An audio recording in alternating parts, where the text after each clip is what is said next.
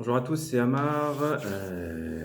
Donc, dans cette nouvelle vidéo de la série Investir comme un pro, on va parler du financement. Donc, dans cette vidéo, je vais parler du crédit. Alors, j'ai investi sans banque. Pour autant, beaucoup de personnes m'interrogent sur le crédit. Donc, je vais parler de cette partie-là. Donc, comme je disais, personnellement, moi, hormis une résidence principale, j'ai jamais utilisé le levier du crédit. Pour autant, c'est un sujet qui importe du monde. Pour certains, il faudra passer par cette étape pour se créer ce que moi j'appelle le cercle vertueux qui permet par la suite de créer des méthodes qui empêchent d'investir par la banque, qui permet plutôt d'investir par la banque. Donc je vais faire toute une série sur investir comme un pro et je ferai aussi une playlist sur le financement. On parlera du crédit, du comment utiliser l'épargne, la love money, la vente à terme, l'optimisation de ses dividendes, la sous-location, etc.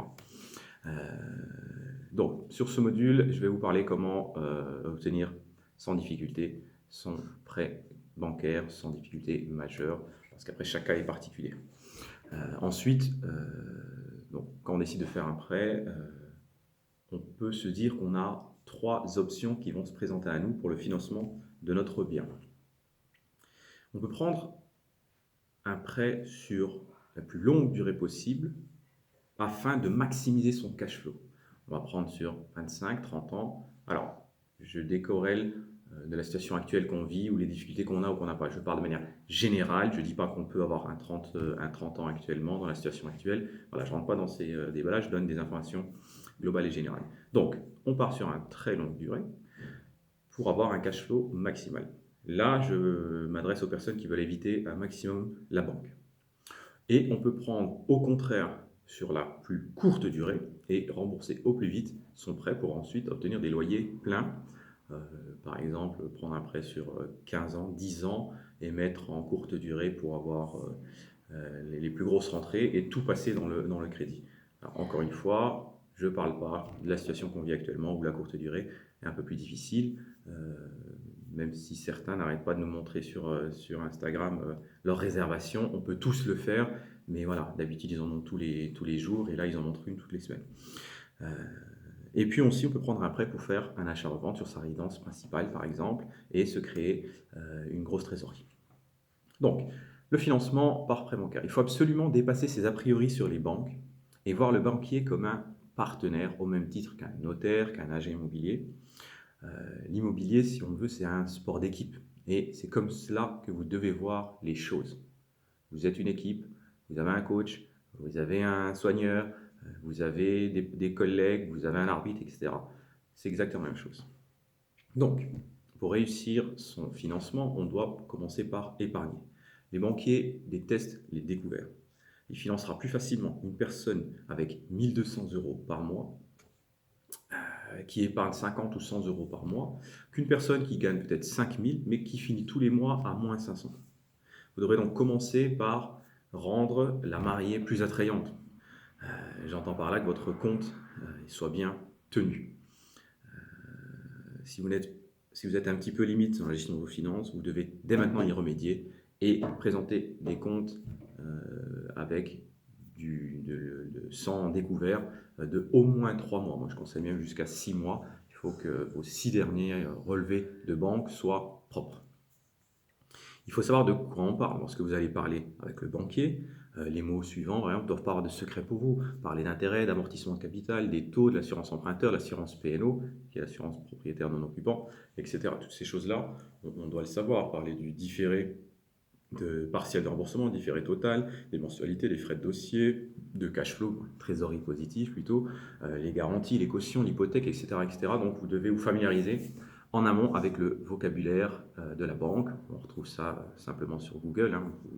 Vous regardez des définitions simples et au moins vous ne serez pas surpris lorsque le banquier en parlera et surtout pourrez placer ces mots-là dans votre discussion qui vous donnera plus de crédit.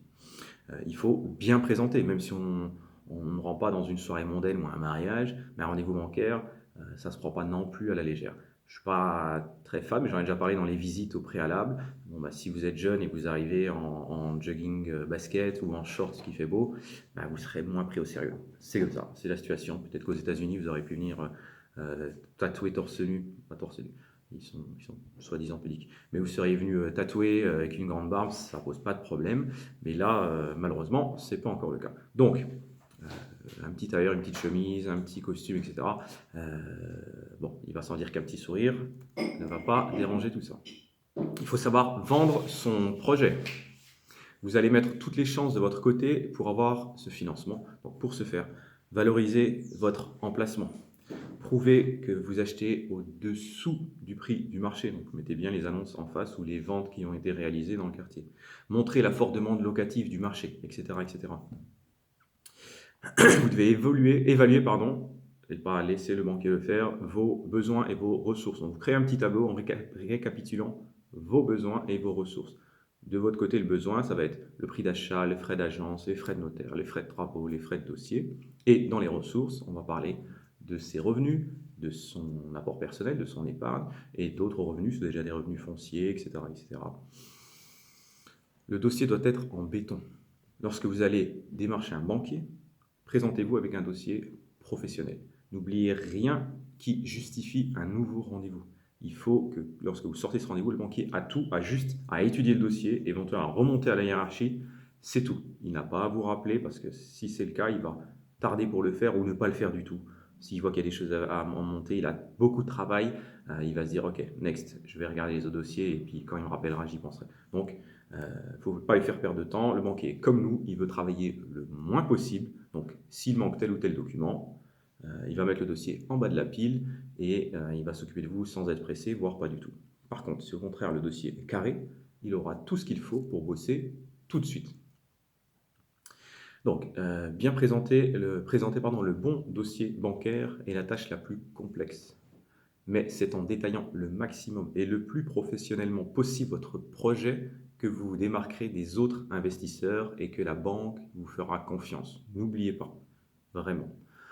Faites aussi une présentation complète de vous, l'emploi actuel, votre salaire, votre épargne avec tous les justificatifs qui y vont.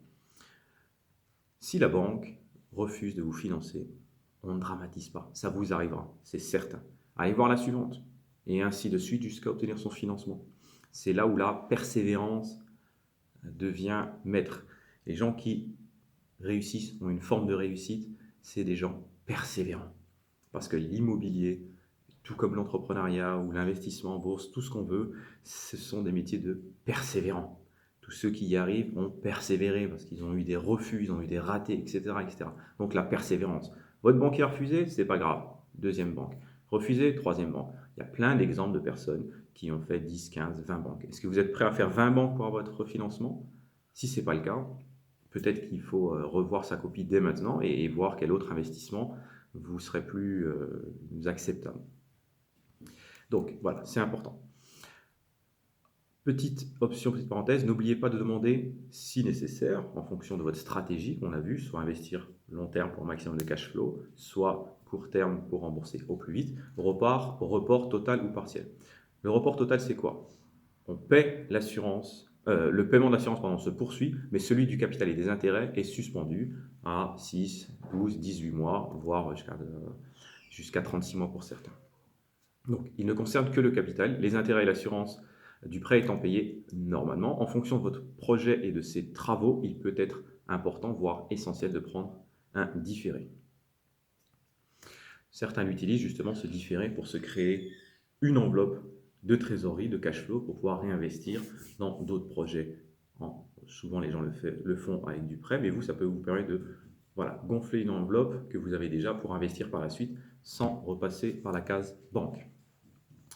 Et n'oubliez pas la gratitude. Une fois que votre prêt est obtenu, continuez votre relation avec le banquier. C'est pas « j'ai eu mon prêt, je l'oublie », parce que vous aurez peut-être ou pas besoin de lui. Moi, j'ai pas besoin de banquier, j'ai aucun prêt sur rien du tout.